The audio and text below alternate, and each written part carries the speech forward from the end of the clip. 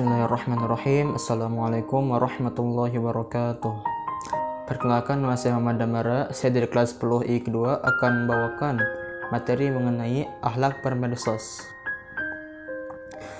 Dunia internet menawarkan kebebasan untuk mengakses informasi, menyalurkan ekspresi, dan mewujudkan kreasi.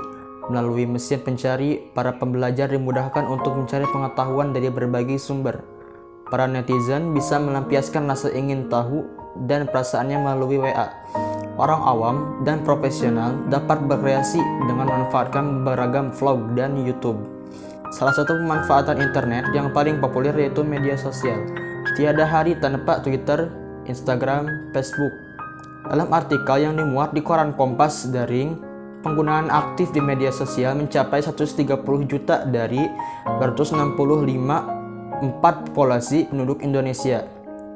Rata-rata orang Indonesia menghabiskan waktu lebih dari 3 jam berFacebook, 41%, 40% menggunakan WhatsApp, dan 38% mengaku sering mengakses Instagram.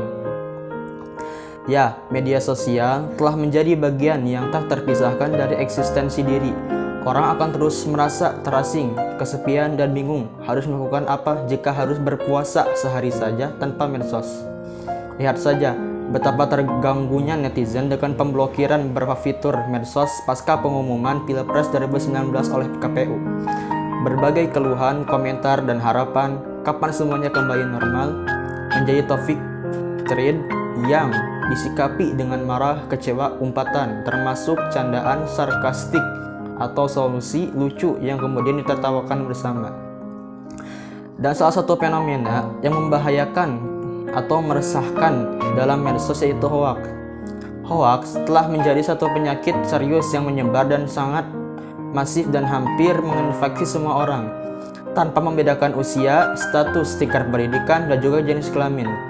Di bawah ini merupakan salah satu contoh kecil hoax yang ternyata sangat membodohi korbannya.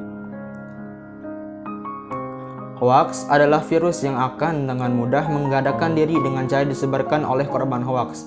Para korban ini percaya dengan isi berita dan yakin bahwa menyebarkannya memberi manfaat. Hoax dibuat dengan sengaja, diramu dengan fakta dan kepalsuan, bertujuan menggiring opini yang seolah-olah suatu kebenaran. Hoax disetting dengan memanfaatkan insting dasar manusia, salah satunya yaitu perasaan takut. Sebagaimana virus, hoax yang hanya akan menyebar bila manusia menggunakan medsos tidak memiliki imunitas atau sedang lemah daya tahan tubuhnya. Kekuatan dan daya tahan individu terhadap serangan hoax didasarkan pada kecerdasan dan akhlak pengguna medsos. Bagaimana agar hoax bisa dicegah dan ditangkal? Jawabannya dengan meningkatkan daya kritis dan menjaga akhlak. Daya kritis merupakan kemampuan menalar dan menimbang benar atau salah. Tanpa daya kritis, berpikir hanyalah sebatas common sense. Common sense merupakan bentuk idola yang menyebabkan seseorang mengalami sesat pikir. Sir Francis Bacon menemukan 4 bentuk idola, yakni idola tribus, idola specius, idola feri, dan idola detri. Idola tribus merupakan bentuk prasangka kolektif yang timbul karena penyimpulan yang terburu-buru tanpa pembuktian. Sebagai contoh, kehebohan kasus penganiayaan terhadap aktivis perempuan yang segera diyakini sebagai kasus pelanggaran HAM.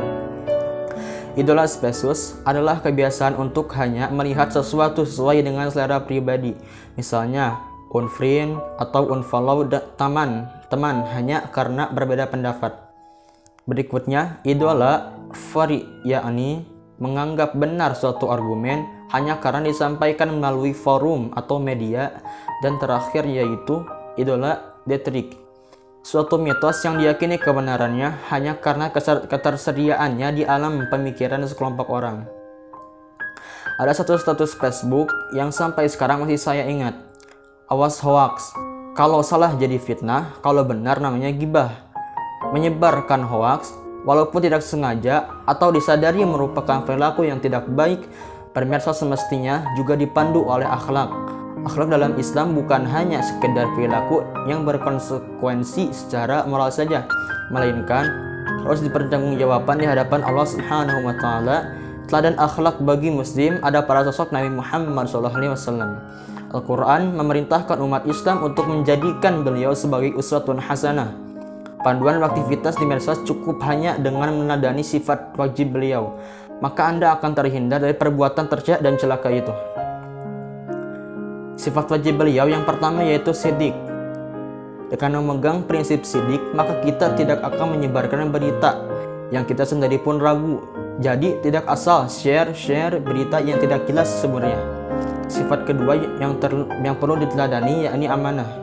Segala hal yang dibagikan di medsos haruslah berprinsip menyebarkan kebaikan dan membawa kemanfaatan bagi diri sendiri dan orang lain. Berikutnya fotonah, suatu sikap dan keterampilan dalam memilah data dan informasi secara cerdas dan kritis. Terakhir, yaitu sifat tabligh, menggunakan medsos sebagai produsen konten yang bernilai dakwah. Bermedsos jangan hanya sebagai konsumen abadi, tetapi jadilah produsen sebagai media pencerah bagi lebih banyak orang. Sekian dari saya dalam materi kali ini, meringkas materi sebelumnya. Wabillahi taufik wal hidayah. Assalamualaikum warahmatullahi wabarakatuh.